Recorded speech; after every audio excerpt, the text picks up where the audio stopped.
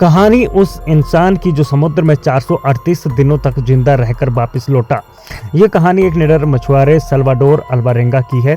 वहीं अल्वारेंगा जो मछली पकड़ने के लिए समुद्र में उतरा तो लेकिन उसे वापसी में पूरे 438 दिन लग गए। अल्वारेंगा जब वापस अपने परिवार के पास लौटा तो सभी की आंखें खुली की खुली रह गई।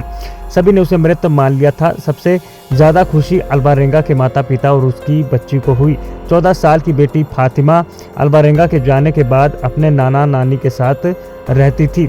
पल भर के लिए कल्पना कीजिए और आंखें बंद कीजिए, आप एक ऐसे इंसान हैं जो किसी हादसे का शिकार हो गए हैं और कहीं ऐसी जगह पहुंच गए हैं जहां आपका कोई अपना नहीं है। आपके पास ना भूख मिटाने के लिए खाना है और ना ही वापसी की कोई उम्मीद।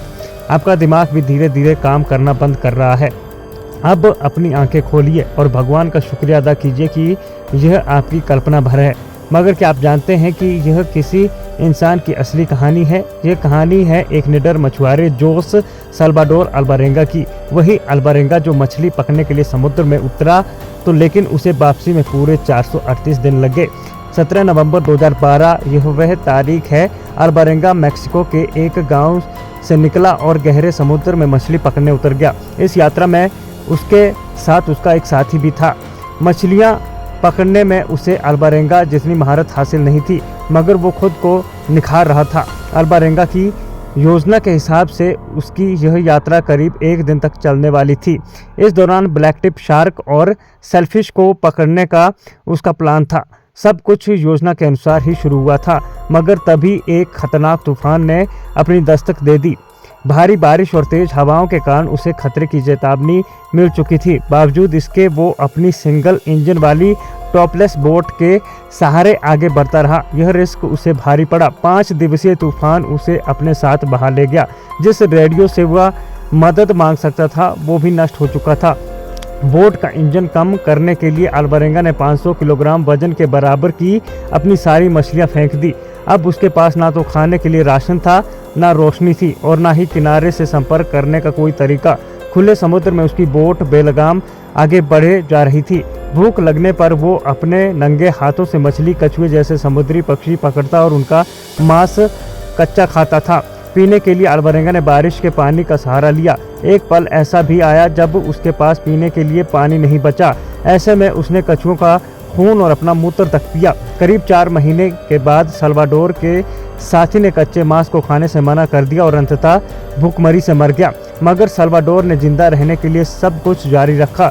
सल्वाडोर अपने शुरुआती बिंदु से 10,000 किलोमीटर से अधिक की दूरी पर था। खुद को भगवान के सहारे छोड़कर अल्वारेंगा ने खुद को अपने बोट के सहारे सौंप दिया। वह खुली आंखों से आसमान में टिमटिमाते सितारों को देखता, इस उम्मीद के साथ कि कोई उसकी मदद के लिए आएगा। उसने अपने आसपास कई सारे जहाज़ों की चहलकदमी महसूस की, मगर कोई उसकी मदद के लिए आगे नहीं आया। इस अकेलेपन में अल्वारेंगा ने गीतों और भजनों का समय काटने का साधन बनाया। 30 जनवरी 2014 को 438 नारकीय दिनों के बाद अल्वारेंगा ने कुछ दूरी पर पहाड़ों को देखा।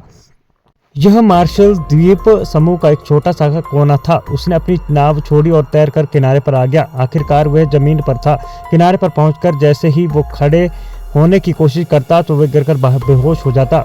जल्दी ही वहां के स्थानीय लोगों की उस पर नजर पड़ी और वे उसे अपने घर ले आए।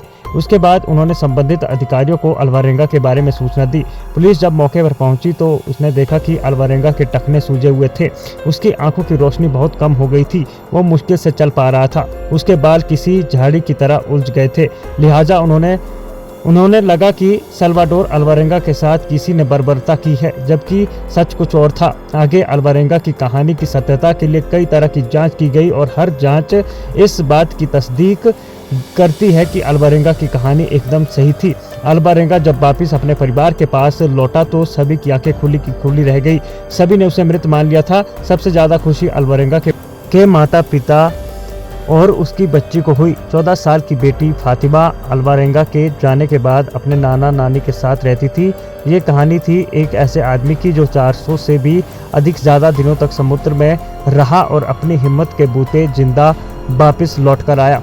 फिलहाल आपको यह वीडियो कैसी लगी है? अगर आपको ये वीडियो पसंद आई है तो आप मेरे YouTube चैनल को ज़रूर सब्सक्राइब करें और वीडियो को ज़रूर शेयर करें। मिलते हैं किसी अन्य रहस्यमय टॉपिक के साथ। तब तक के लिए मुझे इजाज़त दीजिए।